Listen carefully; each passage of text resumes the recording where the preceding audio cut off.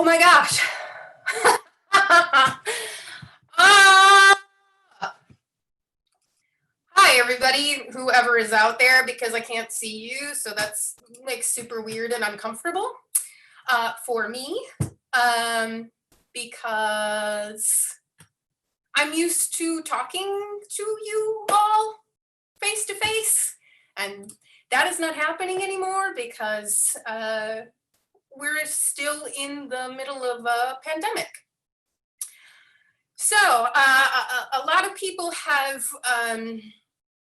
said and stated how brave we are, how brave the Constructivists are to be doing a season announcement in the middle of July, which is actually quite late for us.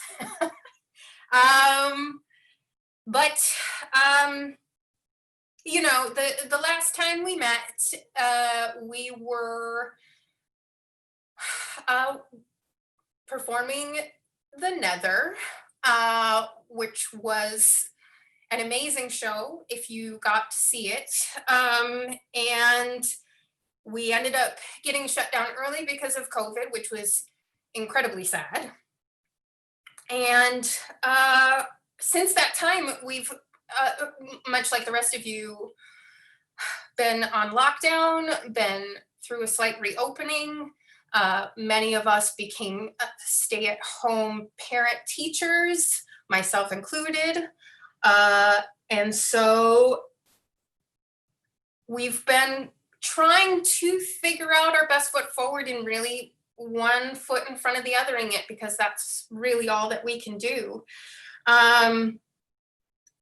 So when we approach this season, and you know, to be perfectly honest, I started out with some really big plans. I started out with some really massive, if you remember last season, you know, looking back on it in retrospect, it was an incredibly massive season between the God of Hell and the Nether. Two wonderful shows, but I mean, incredibly massive. Our team did a wonderful job with both, and both teams of actors and artists just did so proud. We're not going to be able to do that this year. I think that that's clear for everybody. So again, when thinking about this season and trying to navigate this season, we wanted to continue bringing art to the community, but we're facing challenges, and we want to do things in the way that everyone has come to expect from us. We pride ourselves on striving for as excellent of work as we can possibly bring to the community. And so we want to do things that reflect our aesthetic, our strive for excellence, but we also have to be safe. This COVID-19, this pandemic, has proven itself to be incredibly deadly. And we keep seeing news about rates still going up and deaths still going up. And we, as much as we want to create art, we still have to be careful and make sure that our artists are safe and our audiences are safe. So that being said, oh, by the way, there will be a question and answer session at the end. If you are on YouTube, you should be able to, on this live video, be able to type something into the chat section, which should be to the right of your screen. If that's not available to you, you can also go to Facebook and send a message through our messenger on our page, and those messages will get to us as well. If neither of those work for you, you can email us and we will get back to you. You can always find us through our website at theconstructivists.org and get messages to us that way as well. And we are, we're open. So come and talk to us. Okay. So season 3. The vast majority of this season is going to be online like this because we just don't have access to the information that would give us the go ahead to make us feel safe that we could do live events at least through the end of 2020. We also lost 2 of the venues that were most valuable to small non-equity theaters like ours, which is the Underground Collaborative, which if anybody has followed that news, Matt Kemple had to close that venue because of the pandemic, because we couldn't perform and we couldn't bring in audiences, and that's the way it is. So at least this time will give us time to work things out for future events to perform live again. So without further ado, again, I keep talking. It's so annoying. Why don't you guys tell me to shut up? Because I can't hear you. Okay, so the first event of our season 3 is going to be, and I'm going to do this in a very like LeVar Burton Reading Rainbow kind of style, if anybody knows who that is or what that means. Our first event of 2020, our season 3, will be Women Laughing Alone with Salad by Sheila Callahan. We are aiming for 4 days of online viewing at the end of September. This is just a reminder also that all of our programming is incredibly flexible, and we may have to shift dates and we may have to change things, and that's just the way that the season is going to be. We're going to do what's best for you and for our artists, and that's just the way it's going to have to be. But I am super excited about this one because I read this play maybe only about 3 years ago. It made me laugh out loud, and I have not forgotten it since. I want this event to be, we're calling it a virtual theater experience. I still don't like the word experience, but it's the best I got right now. And so we're going to work with some awesome tech people, and everybody will be doing it through Zoom, but it's not going to be a straight reading. It's people will be memorized, people will be in costume, people will have lighting, it will have great sound. The only thing that we haven't determined yet is how live we can actually be. If you have worked with Zoom or haven't, sound can be a challenge. And again, we want to be as good as we can for you.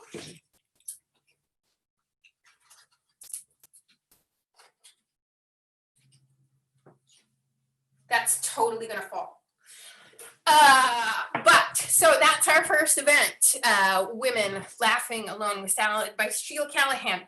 I'm gonna read the description that the play service has. It says, "What's on the menu for Meredith, Tori, and Sandy, the 3 women in Guy's life? Healthy lifestyles, upward mobility, meaningful sex, or self-loathing and distorted priorities? Inspired by the strangely ubiquitous advertising trend of picturing attractive women blissfully eating salad." Award-winning playwright Sheila Callahan breaks all the rules of our image-obsessed culture in Women Laughing Alone with Salad. It's really dark, really hilarious, biting as hell. And I'm really looking forward to it. We are going to have auditions. We are going to do Zoom auditions. This is all new territory, but we're going to do the best we can, again, to make sure everybody is safe and we're still able to provide art. The next offerings that we are delving into, I'm not sure, we did one of our under construction series way back in May of 2018. We used our wonderful literary manager and very good friend of mine, Matthew Ivan Bennett's play Art and Class as our first go and as an experiment. Our under construction series is, and I'm going to share this with you. You can go to our website, again, www.theconstructivists.org, and you can see these things for yourself if you'd like to be able to read further on them. So our under construction play development series is where we accept plays from playwrights, and we want to be able to develop their plays further, however they need that. They can be looking for an ending. They can be looking for just a read out loud and seeing what they catch and seeing what they don't, or scrap the whole thing, or whatever the playwright needs. We have a couple of contenders already, but we still are accepting plays. And so if you want to be a part of that series, we'll take you through a process and help you get unstuck, develop further, and do a live reading. At the end, our first reading, again, was Art and Class, and we had David Eduardo Guzman Estrada, Rob Schreiner, Solana Ramirez Garcia, Kurt Thompson, Dana Vetter, to go through that first iteration. And that play was actually developed. The idea came to mind here in Milwaukee. Matt and I were out to dinner one day, and he was telling me the story of something that was going on in Utah about a teacher being accused of showing pornography to her students, or to his students. And really what it was classic paintings. And so he developed this into a really great story.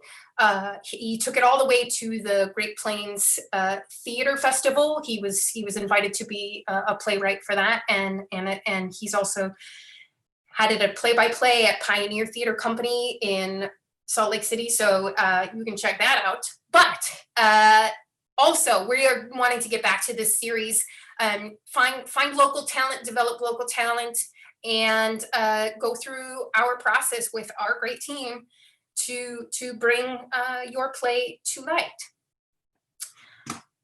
Here's Matt's play. I'm sorry. I really like that painting. I really like it. So again, that's our under construction series.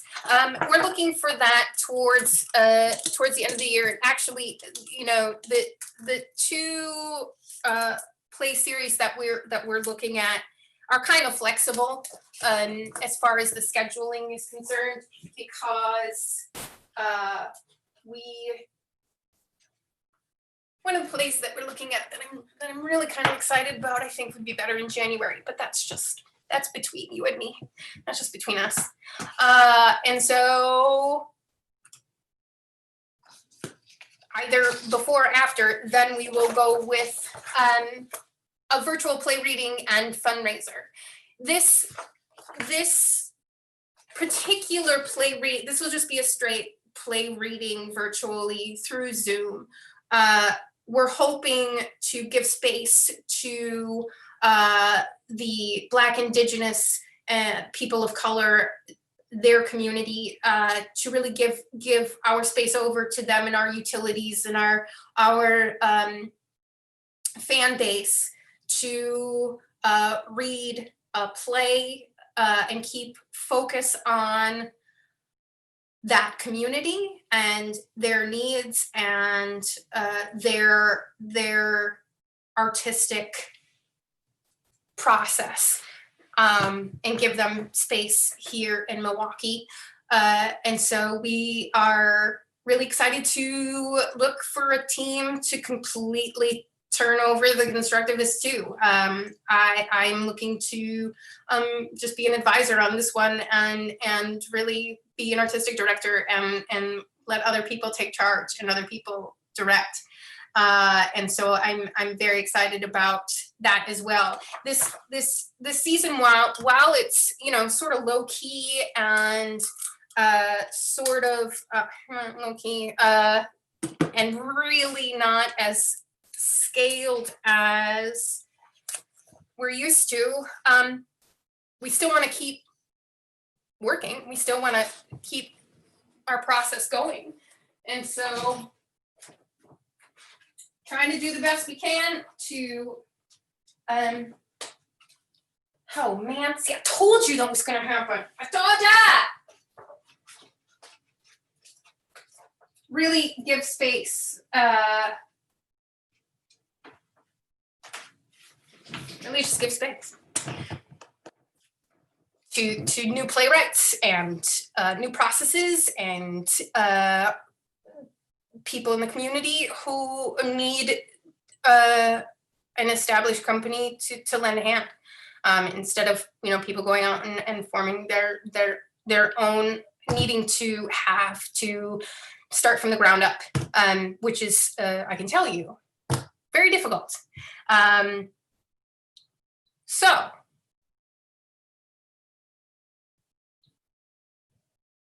that's about through March of next year. That's what we're looking at. So for the end of this season, we hope that we can get back to live work and a live audience. We are hoping for April. Again, this is going to have to be flexible.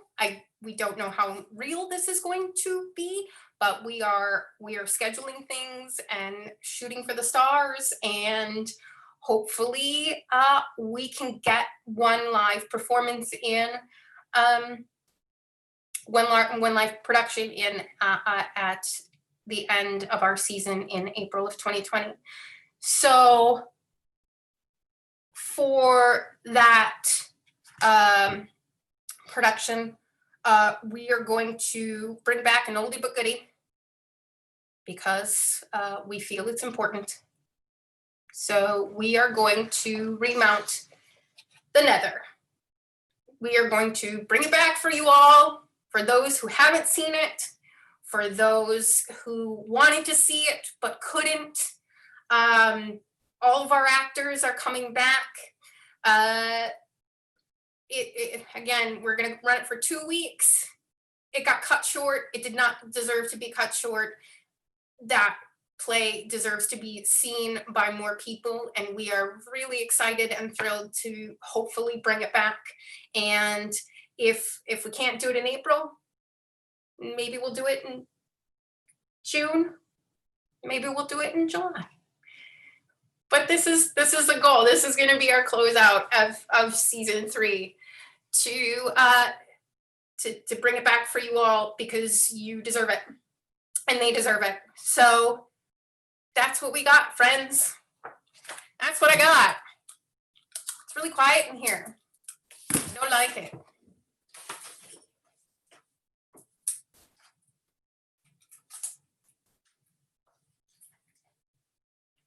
Stay. All you stay. Awesome. That's what you got, friends. That's what we got. I did it in 20 minutes, and now I just feel kind of sad because I feel like I forgot something or short-sighted you or something. Whatevs. Okay. Let's do some question and answer. You want to do some question and answer? You got some question and answer for me? If you have my phone number, you can text me. If you want to do it that way. I mean, you know, there's only a handful of people watching, which is really, that's about the size of people that are normally watching these season announcement things. So text me, put it in the chat thing over there, send a message on the Book of Face, and I'll answer stuff for you. Like, what do you need? What do you want? What you got? What else can I say? What else we got? The one play that I'm leaning towards for the under construction series is really great, and it takes place here in Wisconsin, and I'm really partial to that kind of stuff. So we're almost there, but again, you can. I want you guys to feel like you can reach out and talk to us. We're still here. We're still here for you. We're still working hard to be entrenched in the community so that when everybody can get back to the new world, we'll be here. I will take a moment to say this event tonight was co-sponsored by the Milwaukee Theater Alliance. If you don't know the Theater Alliance, stay hostess, stay. Deb said, yeah, for real. If you don't know what the Theater Alliance is, I'm going to put this in the comments right now.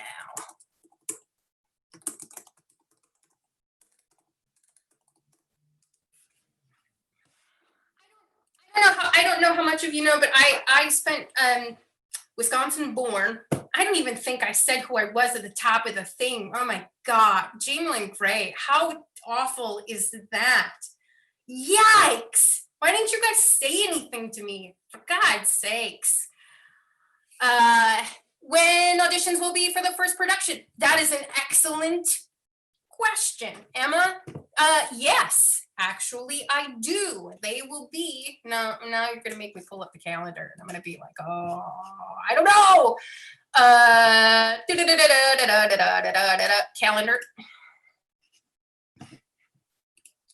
July 27th, Monday, July 27th, we will be having auditions for Women Laughing Alone with Salad.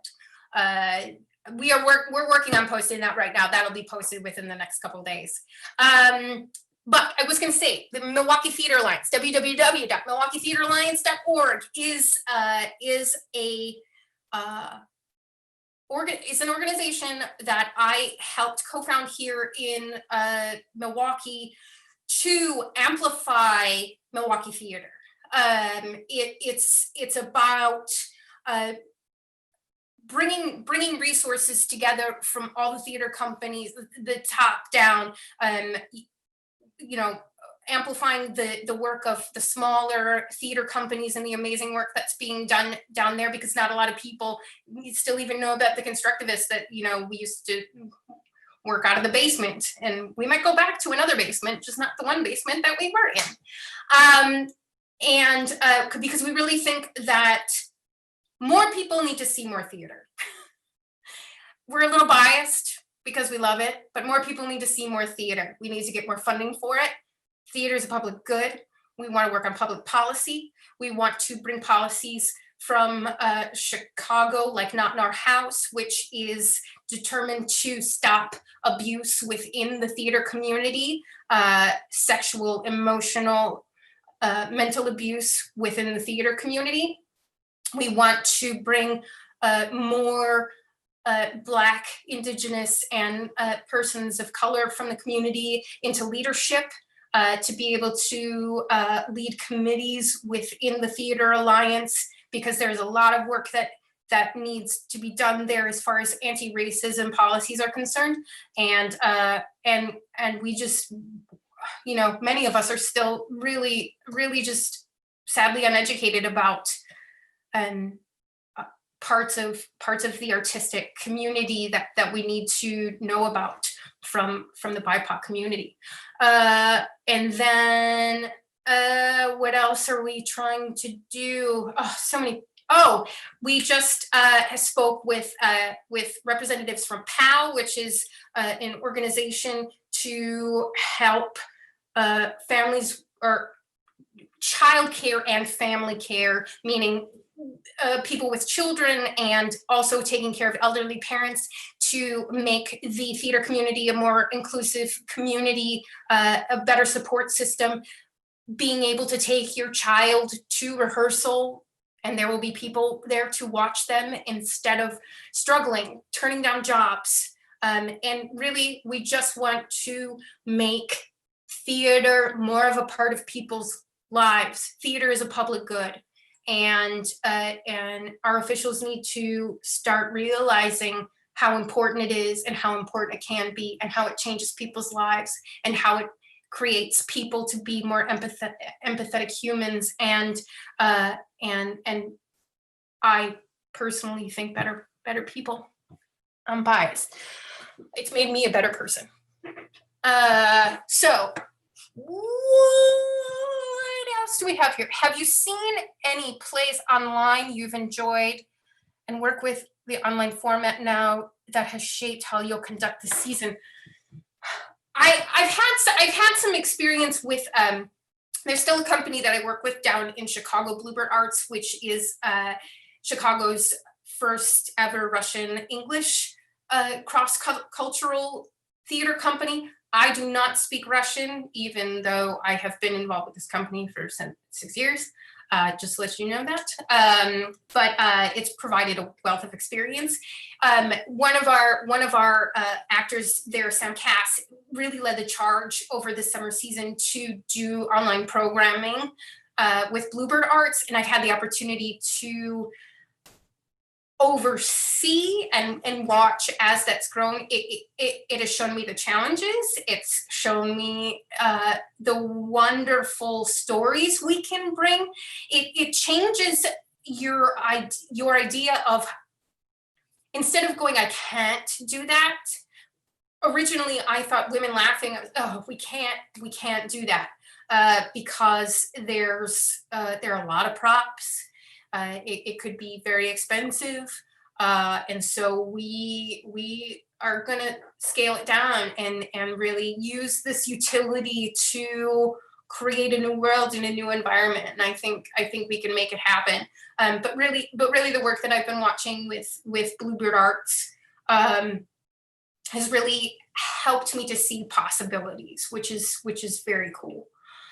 I can give you that if you want to check out their stuff over there.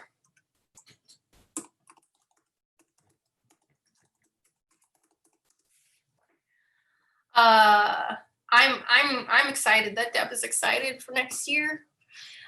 Anybody else have any other? I'm gonna check my phone in case I got any message. Ooh. Oh, it's Crystal. Hey, I get it. Thanks, Crystal. That's awesome. That's awesome.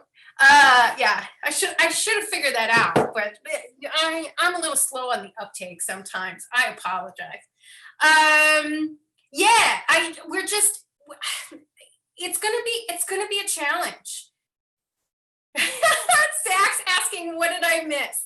Okay, Zach, Women Laughing Alone with Salad. We're gonna do some under construction we're gonna do another straight play reading and fundraising for the Black, Indigenous, and people of color, that their important community to further the mission of awareness and giving space.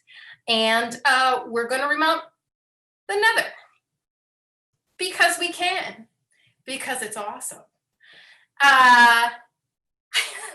Props was never a problem, Rose said. Well, Rose moved to Chicago, and then it certainly became a problem because then we lost Rose, and then nobody was. And Simone was great. Simone did props for God of Hell, and then Simone got really busy, and so yeah, it's really difficult to find people to make a lot of props. But I appreciate it, and Rose, come back and work for us, and we'll talk. Anybody else? What was I talking about? I did the recap for Zach. That's this. So two main productions, 2 readings. We might have a few surprises. I'd really like to for you all to get to know our artists better. And there's a lot of marginalized members of the community that need more space, and I really want to use our platform. Again, we're called the Constructivists for a reason, because we believe that theater is constructive, and it takes passionate theater to make changes. That's what I believe, folks. So I don't know. I mean, it's 8:30. So I'm gonna have a drink here. Start the party. And yeah, so we're excited to try new things. This is all about trying new things. This is really an experiment. And I said, we're going to have to be flexible this year. We want to be safe. We want to be healthy. We want to do good. We want to do things that are worthwhile and needed. So, I don't know. I guess that's kind of it. Unless anybody else has anything else. Thanks, Matt. Cheers to you as well. So, this is it. We'll have press releases. We'll start releasing things. As I said, we might have little events here and there. I just want to introduce people to more people. I just got a message on my phone. Somebody asked me if I've seen another reading, and I'm not, because I'm here with you all. So, thank you so much. Thank you so much for joining me and the larger us of the Constructivists. I'm hoping to. One big thing you're excited to experiment with. I am really excited about the women laughing experiment. I'm interested to see where that's gonna go. We do have the potential that if it goes really well, we can extend and have more people join the party. But right now it's just going to be that one weekend. I think it'll be able to be seen around the clock, and then we're going to do a live event on that Saturday. And I'm hoping to get the playwright to do a Zoom thing to share with you all. I have hope. I always have hope. I don't know where it comes from, but it's there. We're going to look forward to 21, 22. Is that right? Oh, I'm so old. I've already got some ideas up here. I've already got a play that I'm really excited about for possibly Halloween time of next year. Don't tell anybody. Just stay in touch with us, you know. If you're not on our email list, join our email list. If you are not up on the social medias, the email list will work for you. If you like the social medias, we are on them. And we want you to come and find us. We want you to engage in conversation with us. If you want to help, we need it. And I'm looking forward to the future. That's all we can do. One foot in front of the other. Stay mentally healthy. Stay healthy. Do as best you can to take care of yourself and take care of those around you. And we're gonna get through this. I know you see my face, and it's like, I don't think that she actually believes it. I actually do. We're gonna get through this. Hold your loved ones tight, and keep in touch. And we'll do more of these things. I know everybody's like Zoom tired, but we'll do more of these things because I love you and I miss you, and I miss art. I miss live art. But we'll be okay. So if you need me, you know where to find me. I gotta check and see if I have any questions. Because people, you didn't see my question. 2021, baby. That's exactly right. Awesome. Okay. Thanks, yous, so much. Mwah, mwah, mwah, mwah, mwah. Be good. Be kind. Please. And we'll talk to you more soon. Miss ya. See ya. Bye.